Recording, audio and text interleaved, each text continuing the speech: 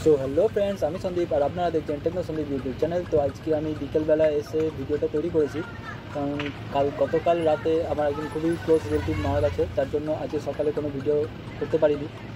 তো এই পরিস্থিতির মধ্যে আজকে বিকেলে এসেই আমাকে করতে হচ্ছে ভিডিও, যেটা আমি এক্ষুনি এডিট করব। এডিট করার পরে আপলোড করে দেবো।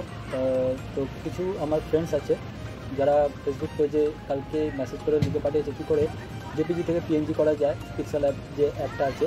তো আজকে সেটাই আমি দেখাবো কী করে আমি করছি। তো বেশি টাইম ওয়েস্ট না করে ডাইরেক্ট আমি পয়েন্টে চলে আসি।